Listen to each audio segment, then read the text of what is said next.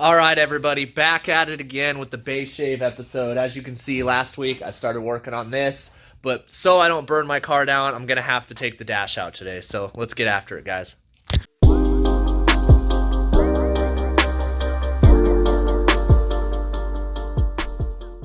All right, this is kind of what it looks like from last week. It's looking pretty good. Still not like this side, but today it's gonna be as good as that side. But before we get to any of this stuff, what I'm gonna have to do is also that crisp.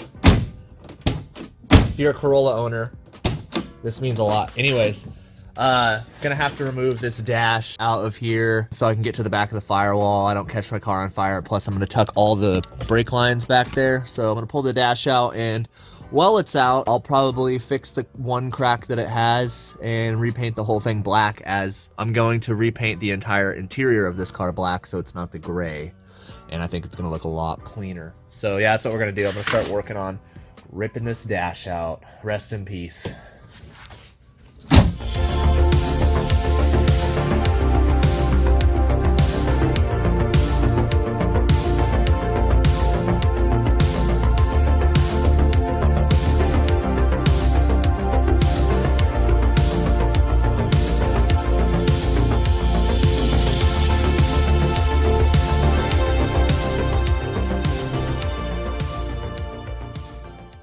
All right, guys, got the dash out. It was pretty easy. It's actually really clean, just besides this little crack right here, and I'm gonna repair it. So let me know in the comments if you want me to do a whole video on how to repair an 86 dash, because you shouldn't be spending like $800 for an uncracked dash when you can just fix your own for like less than 100. They don't want that. Yeah, I guess not. And also, I was gonna show you guys my pride and joy. I can't wait to show you guys what this looks like when the car's running again, but this is my digital cluster. I love it. This was the biggest dream of mine when it came to owning an 86. I always wanted one of these. It was a fucking nightmare to wire in and figure out because all the Japanese diagrams. But it works, and it totally makes the car like night and day difference between having the stock cluster and having this, on how it feels and how retro it feels when you're driving it. So can't wait to put this one back in. I got the steering column out. What I'm going to do now is I'm going to get this main dash bar out of here. See how kind of rusty it is? I'm going to get it out of here so I can get all the rust off and kind of coat this all with some nice satin black and put some rust reformer on it to protect it from rusting. There's some rust on my firewall in here that I'm noticing, so more motivation for me to get all of this out of here so I can tackle that rust as well.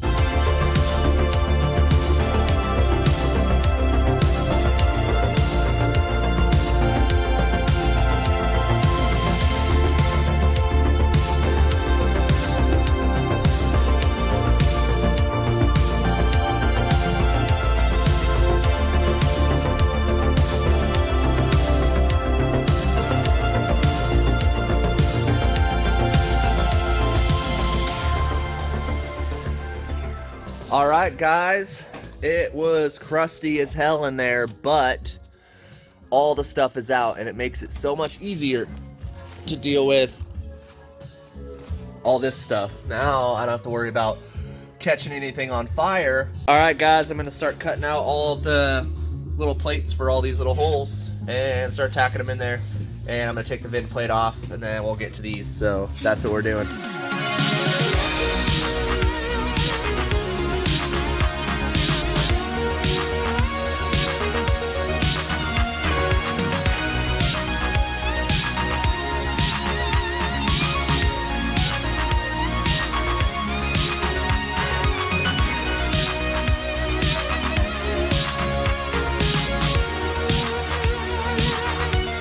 Alright, guys, back at it again. Day 2, went to Harbor Freight. Thank God that they're open. We got some welding wire, some razor blades, some more of these abrasive sanding bands. These are dope, and some wire wheels. So now we can get cracking back on the firewall. Firefox.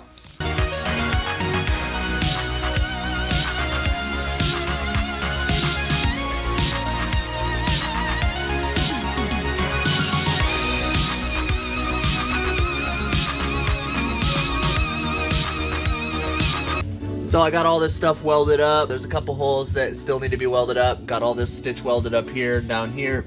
So right now what I'm going to do is, a common problem on these 86s is, any 86 people can tell you, is that the frame rails like to separate from the body right here and right here, and it looks like it's been letting some water in there. So what I'm going to do is I'm going to get under here with a hammer and a screwdriver. I'm going to pry this seam up, and I'm going to get under there with the wire wheel, try to wire wheel any rust that I find out, spray some converter in there, hammer it back down, and then I'm going to re-tack weld this seam all the way up on each side, and then I'll put a bead over here. As you can see, it's separating from the body right there. Since we stitch welded everything else, well, this is stitch welded, the rest of it is bead welded. We're running out of gas right now, and I don't know if we can get any right now. I don't know if the places are open. So I'm gonna try to conserve weld as much as I can. So I went to stitch welding instead of bead welding these seams, which will be just as good.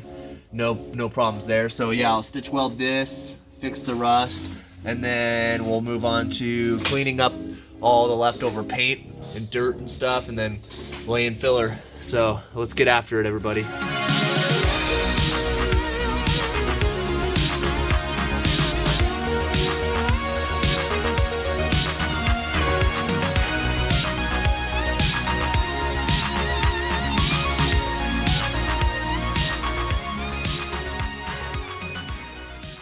Alright, the rust was a little bit worse than I thought. There's a couple holes that go into the floorboard, so that's kind of funny. Pried this all back and I got all the rust that I could see out, and I dumped a bunch of rust reformer in there. So hopefully that takes care of it. Now I'm going to have to deal with these holes that are going into the floor. I'll probably deal with those from the other side. So what I'll do is I'll just wait for this to dry, hammer this back together, weld it up real nice, and then some other day when I'm dealing with the interior stuff, I'll go in there and start working on welding up the holes, because there's some rust on the inside of the firewall that needs to be taken care of, and I'll take care of that all at the same time.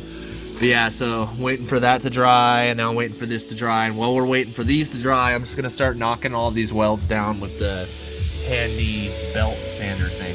So stay tuned, everybody.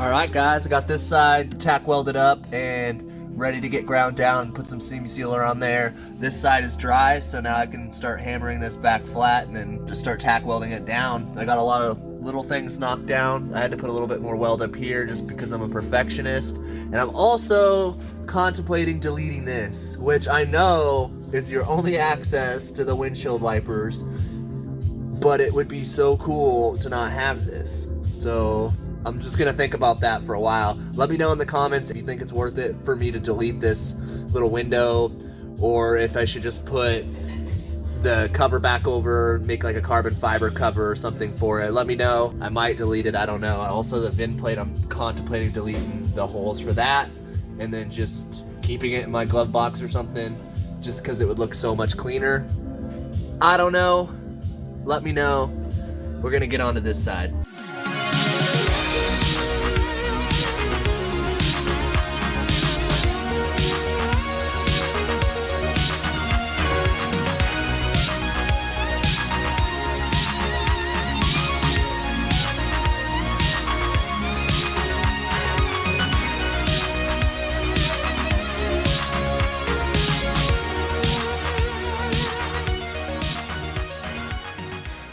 Alright everybody, that's exactly what I'm going to get done today.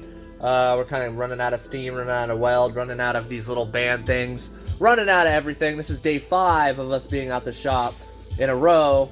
We're just out here busting ass. And yeah, so I got all these welded up. Pretty much all the holes on the firewall welded up, give or take a couple. Got a lot of these welds on the seam knocked down. Got a lot of welds back here knocked down. And definitely it was just a lot of welding in this episode and removing the dash. So yeah, that's it. Alright everybody, thank you so much for watching. That's all we were able to get done on the 86 today. But tune in for next week. We're probably going to start laying all the body filler and stuff and getting to making it look a little bit more shapely. But yeah, anyways, like and subscribe. Thank you for watching and have a good one, guys.